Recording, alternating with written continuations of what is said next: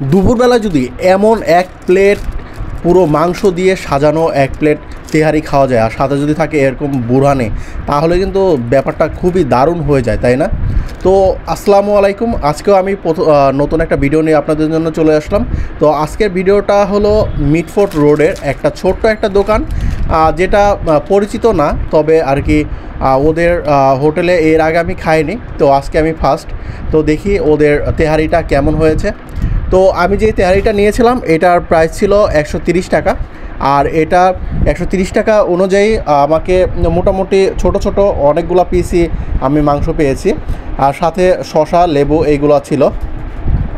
তো আরেকটা কথা, ওদের মানে স্পেসও কিন্তু বেশি ছিল না দোকানে, মোটামুটি স্পেস ছিল। তবে ওদের যে তেহারিটা দিয়েছে, তেহারিটা আমার কাছে মানে একটু ঠান্ডা ঠান্ডা লেগেছে। প্রথম যখন নিলাম তো একটু ঠান্ডা ঠান্ডা লেগেছে, মানে একটু গরম গরম তেহারি হলে খেতেও একটু ভালো লাগে আর কি। আর টেস্টের দিক থেকে যদি বলি, মশলা টশলা এমনিতে সব মনে হয় দিয়েছে, কিন্তু মানে আমার কাছে আর কি সব কিছু মানে প্রপার লাগেনি আর কি।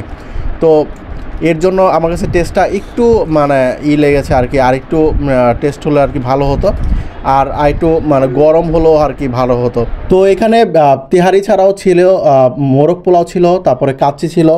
তো যাই হোক, নেক্সট টাইমে যদি আবার এদিকে আসা হয় তাহলে ওইগুলো ট্রাই করা হবে।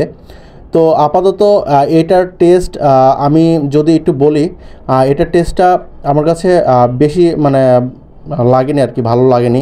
আর একটু ভালো লাগতো যদি এটা একটু গরম থাকতো, প্লাস ওদের রান্নার কোয়ালিটিটাও আমার কাছে মানে একটু লেগেছে। আর একটু রান্নার কোয়ালিটিটা যদি আর একটু ভালো করতে পারে তাহলে আর একটু ভালো হবে। আর ওদের এখানে এর থেকে বেশি হয়তো লাগে না আর কি, কারণ এখানে চকবাজারের ভিতরে যারা ব্যস্ত অনেকেই আছে, যে দূরত্ব থেকে আসে, তারা এখানে এসে খেয়ে যায়। তো তাদের কাছে মানে মোটামুটি পেট ভরলেই এনাফ, এর থেকে বেশি আর কি দরকার হয় না। তো সেই ক্ষেত্রে ওরাও এই ব্যাপারে বেশি একটা মাথা ঘামায় না আর কি। তো এই ছিল আজকের আমার ভিডিও। আবার দেখা হবে নতুন আবার কোনো ভিডিওতে, আর নতুন কোনো একটা জায়গায়। আর আপনারাও জানাতে পারেন নেক্সটে কোথায় যাওয়া যায়, বা কোন জায়গার খিচুড়ি বা বিরিয়ানি বা তিহারিটা ভালো হয়, ওইটা আমাকে জানাতে পারেন। আমি অবশ্যই চেষ্টা করব যাওয়ার জন্য। আর এটা লোকেশনটা কিন্তু একদম ইমামগঞ্জের মোড় থেকে একটু সামনেই আসলে, চকবাজার দিকে যেতেই এই হোটেলটা হাতের বামেই পড়ে। তো আজকের মতো এই পর্যন্ত, সবাই ভালো থাকবেন। আসসালামু আলাইকুম।